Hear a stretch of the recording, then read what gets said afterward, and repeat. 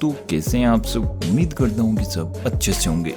दोस्तों आज हम एक ऐसे देश के बारे में बात करने वाले हैं जहाँ के लोग हर रात एक नई औरत के साथ संबंध बनाते हैं और यहाँ के कुछ लोग शादी से पहले लड़की वालों को दहेज के रूप में जानवर देते हैं। और इतना ही नहीं दोस्तों, यहाँ पर एक ऐसी जनजाति भी रहती है जो जिंदा जानवर का खून पीती है।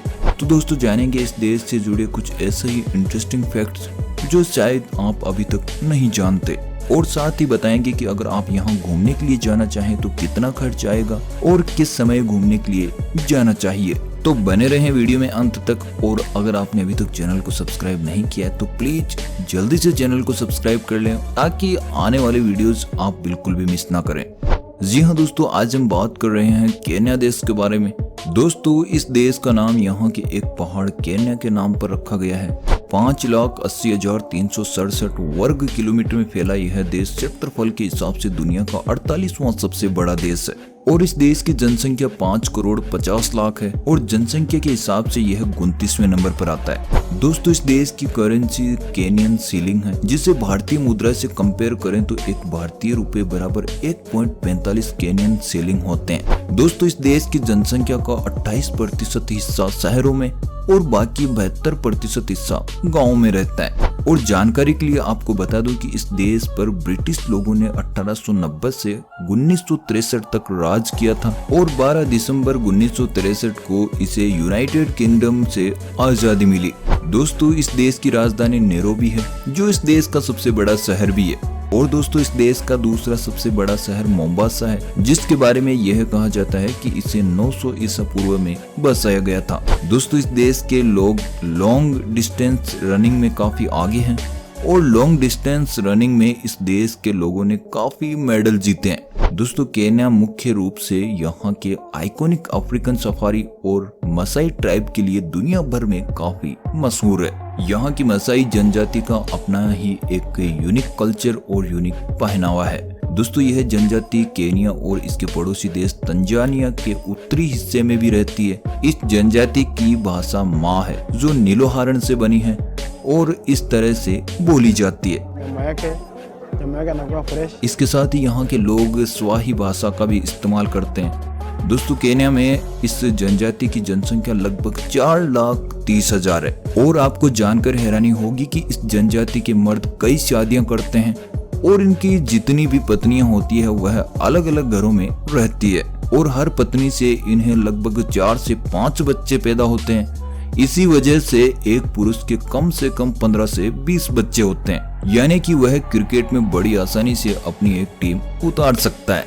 दोस्तों इस जनजाति के लोग बीच में अपने पालतू जानवरों को बांधते हैं और उसके चारों तरफ घर बनाते हैं। और यह जो आप स्क्रीन पर देख रहे हैं यह इनकी अलग अलग पत्नियों के घर हैं और एक आदमी की कई पत्नियां हो। मेरे ख्याल से इनके पास दूसरा कोई काम ही नहीं। दोस्तों एक चौंकाने वाली बात यह भी है कि इस जनजाति के लोग अपने पशुओं को कभी नहीं गिनते, क्योंकि इन लोगों का मानना है कि पशुओं की गिनती करना अशुभ होता है। और अब हम जो बात बता रहे हैं उसे सुनकर आप बिल्कुल ही दंग रह जाओगे। जी हाँ दोस्तों, इस जनजाति में जिंदा जानवर का खून पीने की एक अजीब ही परंपरा है। इसमें यह जिंदा जानवर को पकड़कर उसके गले की मोटी नस पर तीर से हमला करते हैं, जिससे सुराख बन जाता है और ब्लड निकलने लगता है। फिर यह लोग इस ब्लड को बर्तन में निकाल लेते हैं, जिसके बाद यह इसे दूध में मिलाकर या फिर कई बार कच्चा ही पी जाते हैं।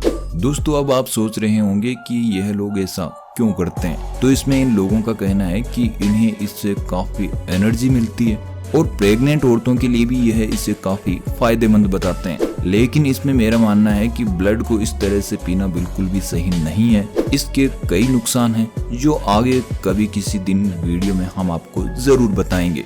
दोस्तों इस जनजाति के खाने पीने की बात कर ही रहे हैं तो आपको बता दूं कि इनके यहाँ सबसे ज्यादा मांस ही चलता है या फिर दूध दही का इस्तेमाल करते हैं। और यह जनजाति अपने मकान गोबर और घास फूस से बनाती है। इसके साथ ही आपको बता दूं कि इस जनजाति के लोग ज्यादातर जानवरों को चराने का काम करते हैं और जब भी इन्हें लगता है कि यह घास के मैदान सूखने लग गए हैं तो यह अच्छे घास के मैदानों की तलाश में निकल जाते हैं और वहीं पर अपनी बस्ती को बसा लेते हैं। हालांकि पिछले कुछ सालों में इस जनजाति के कुछ लोग साधारण लोगों से मिलने जुलने लगे हैं और इनके बच्चे स्कूल भी जाने लगे हैं, जो कि एक अच्छी बात भी है। और समय समय पर इन लोगों की लाइफ स्टाइल को सुधारने के लिए केन्या की सरकार द्वारा कई प्रोग्राम चलाए जाते हैं, यानी कि केन्या की सरकार इन पर काफी ध्यान दे रही है।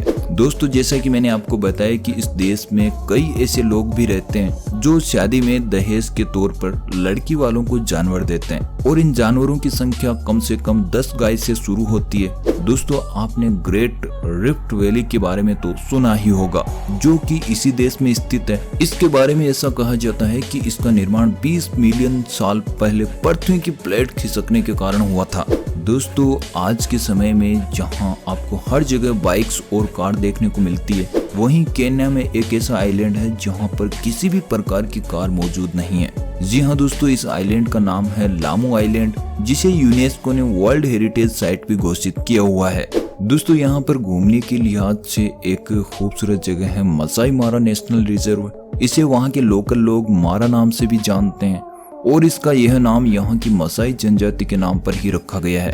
यह नेशनल रिजर्व पार्क अफ्रीकी तेंदुए, शेर, चीता और हाथियों की बहुत बड़ी तादाद के कारण पूरे विश्व भर में प्रसिद्ध है, और हर साल अनेकों जानवर माइग्रेट करके यहाँ पर आते हैं, और इसी वजह से यह अफ्रीका के 7 प्राकृतिक अजूबों में से एक माना जाता है। दोस्तों, अगर आप बीचेस के दीवाने हैं तो यहाँ पर आपको एक दायानी बीच भी देखने को मिलेगा। यह मोम्बासा शहर से दक्षिण में लगभग 30 किलोमीटर की दूरी पर स्थित है। दोस्तों, अब हम आपको बता देते हैं कि अगर आप यहाँ घूमने के लिए जाएं तो कितना खर्च आएगा। जी हाँ, यहाँ पर पर पर्सन 7 दिनों का घूमने का खर्च लगभग 50 से 60 हजार रुपए आएगा। और घूमने के सबसे अच्छे समय की बात करें तो जून से अक्टूबर का महीना सबसे अच्छा माना जाता है, क्योंकि इस समय यहाँ पर आपको कई जानवरों के माइग्रेशन देखने को मिलेंगे। दोस्तों, यह वीडियो थोड़ी लंबी होने की वजह से इसमें कई बातें हम नहीं बता पाए, तो क्या हमें इसका पार्ट 2 बनाना चाहिए? और यह वीडियो आपको कैसा लगा कमेंट करके जरूर बताएं। और अगर आप इसका पार्ट 2 चाहते हैं तो कमेंट में पार्ट 2 लिखना बिल्कुल ना भूलें। अब दोस्तों, यहाँ तक पहुँच गए हैं तो अगर आपने चैनल को सब्सक्राइब नहीं कर रखा है तो प्लीज जल्दी से चैनल को सब्सक्राइब कर लें और वीडियो को लाइक करना बिल्कुल ना भूलें। मिलते हैं अगली वीडियो में, तब तक के लिए बाय बाय।